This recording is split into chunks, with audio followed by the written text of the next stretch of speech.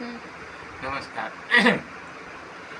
लोग इस युग में धर्म और मानवता मुख्य निशाने पर एक ऐसी शक्ति उभर चुकी है जो एक विश्व कलीसिया और एक विश्व शासन करने के लिए को स्थापित करने के लिए इतना चतुराई से चाल चल रहा है कि मनुष्य जाति उसके बहकावे में आकर के अपना सब कुछ खो गंवा करके तबाही और बर्बादी की दिशा में जाने पर मजबूर हो चुके हैं। लेकिन आज इसके बावजूद लोग समझ नहीं पा रहा सच्चाई को।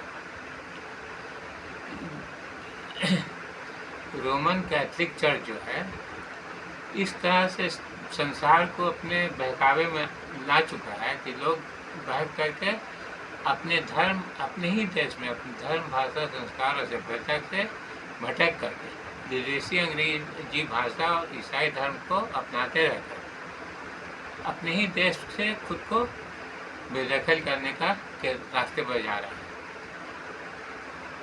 जो मनुष्य जाति के लिए, सब देश निवासियों के लिए बहुत बहुत बड़ा समस्या है। लेकिन अब लोगों को दिखाई न पड़े तो हम क्या करें।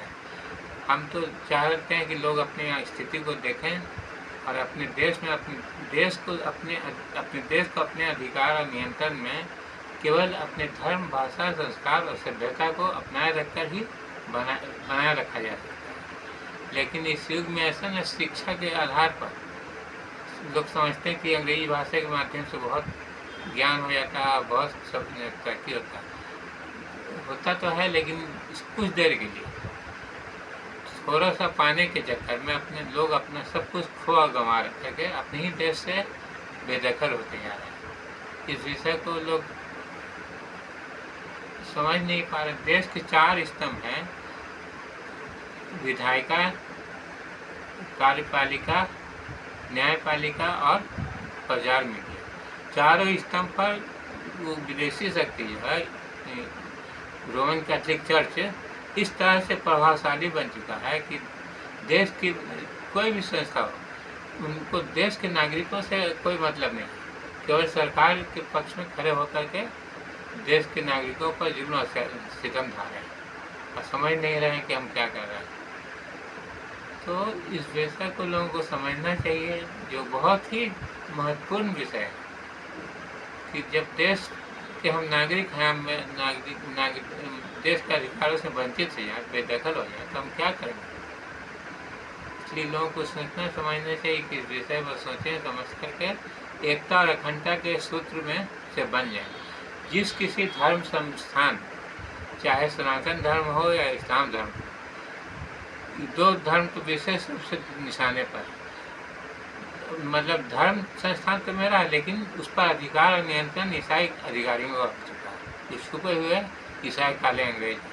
इसलिए कि ईसाई धर्म संस्था का एक बहुत खतरनाक नीति नियम है कि अपने सदस्यों को विभिन्न दूसरे धर्मों के विभिन्न धर्म संस्थाओं में सम्मिलित कर चुके हैं, जिसके कारण धर्म संस्थान अपने धर्म शिक्षा से बहकावे में चल रहा है, चाहे वो सनातन धर्म हो या इस्लाम हो। हमको लगता है सनातन से ज़्यादा भटका इस्लाम धर्म में आ चुका है, जिसकी वजह से लोग आतंकवाद और ऐसे मानव विरोधी दिशा में बढ़ रहे हैं, जिससे आतंकवाद इस्लाम धर्म में है ही नहीं।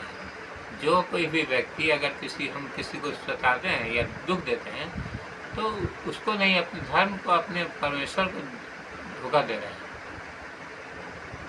इसलिए लोग अपने ही धर्म शिक्षा से विपरीत दिशा में मुड़ करके हिंसा, धर्मी अत्याचार, आतंकवाद और नफरत का वातावरण फैलाते जा रहे हैं। चाहे वो ये हो, आरएसएस क्या है, हिंदुत्व जा रहा है, लेकिन अगर उसके शिक्षा को परखिए, उसके उद्देश्य को समझने का लोग प्रयास करें तो सनातन धर्म का सबसे बड़ा दुश्मन है। इसी तरह से इस्लाम है, चाहे जमायत इस्लामी हो, जितने भी संगठन को हम देखते हैं सब इस्लाम विरोधी शक्ति। नाम तो था इस्लाम का, लेकिन हकीकत में इस्लामिक शिक्षा से उल्टे दिशा में भटक रहे हैं। इसलिए इस विषय को लोग सोचें, समझें और अपने देश, अपने धर्म को अपने अधिकार और नियंत्रण में बनाए रखने का उपाय करें। ठीक है, नमस्कार, मेरा नाम अब मोहम्मद अब्दुल रहमान हुआ। नमस्कार। फिर